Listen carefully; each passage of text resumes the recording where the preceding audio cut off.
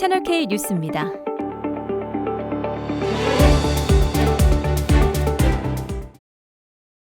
홍콩 한인 여성회는 창립 20주년을 맞아 에버딘 마리나 클럽에서 20주년 기념 자선의 밤을 개최했습니다. 아나운서 강수정 씨의 사회로 진행된 이번 행사는 최루시아 작가의 붓글씨 퍼포먼스와 피아니스트 미셸 킴의 피아노 연주가 큰 감동을 선사했습니다.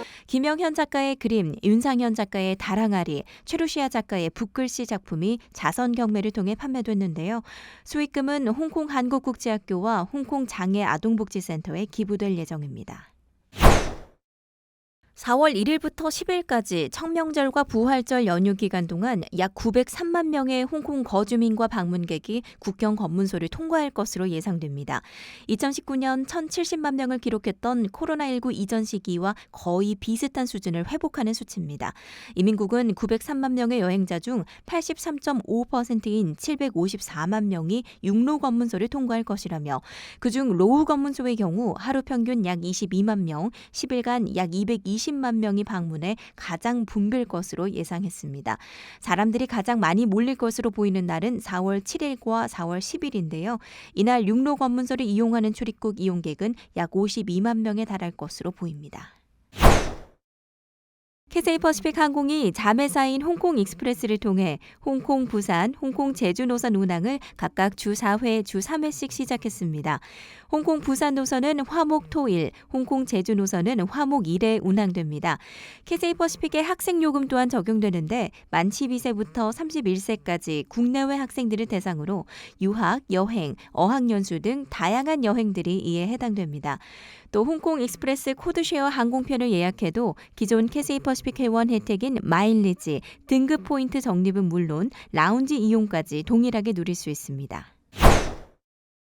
2020년 홍콩 국가보안법 시행 이후 약 3년 만에 당국이 허가한 첫 시위가 열렸습니다. 토지 개간 사업을 반대하는 시민단체의 시위였는데요. 그런데 시위대의 목에는 저마다 번호표가 걸려 있었고 검정 옷을 입는 것도 금지됐습니다. 반정부 시위로 변질되거나 폭력 행위가 발생할 경우에 대비해 신원 파악을 위한 용도인데요.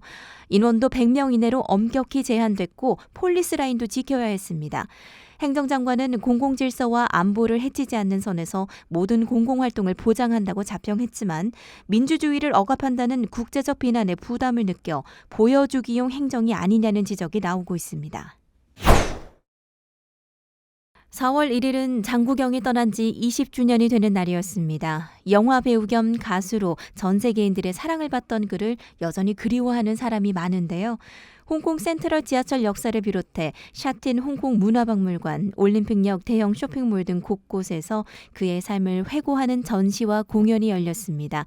활동 당시 입었던 의상과 구두가 최초로 공개되는가 하면 앨범 재킷, 출연 영화 장면, 뮤직비디오를 통해 오랜만에 그의 모습을 만날 수 있었습니다. 2023 아시아 베스트 레스토랑 1위부터 50위까지 순위가 발표됐습니다.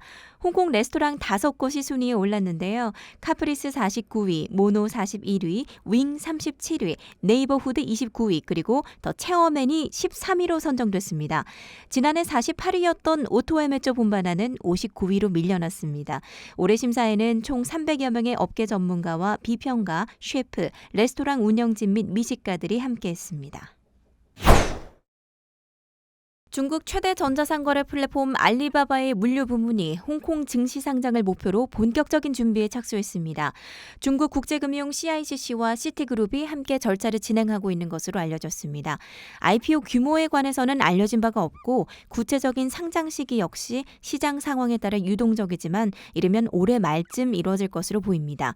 알리바바 물류 부문인 차이냐오는 중국 내 24시간 배송, 전 세계 72시간 내 배송이라는 서비스 방침을 실현하고 있는데요.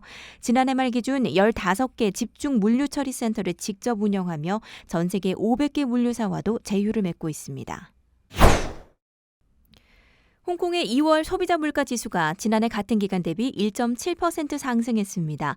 정부의 모든 일회성 지원 정책을 제외한 2월의 기초 물가 상승률도 1.7%를 기록했는데요. 1월의 2.4% 상승보다는 소폭 줄어든 모습입니다. 전기, 가스 및 수도세 등 에너지 관련 품목과 주류, 담배, 의류, 신발 부문이 지난달 물가 상승률을 견인했습니다. 홍콩 통계청은 향후 전반적인 인플레이션 상승 압력은 지속될 전망이지만 완만한 수준에 그칠 것이라고 보고 있습니다. 4월 첫째 주 홍콩 날씨입니다. 짙은 구름띠가 여전히 하늘을 가리고 있습니다. 상층부 공기가 불안정해짐에 따라 소나기가 잦을 것으로 보이는데요. 이 같은 대기 불안정은 2, 3일 더 이어지겠고 청명절인 수요일까지 한낮 기온이 27도까지 오르면서 덥고 습해지겠습니다. 주 후반으로 갈수록 최저 기온은 19도까지 떨어져 비교적 서늘해지겠습니다. 홍콩 채널K 뉴스였습니다. 시청해 주셔서 고맙습니다.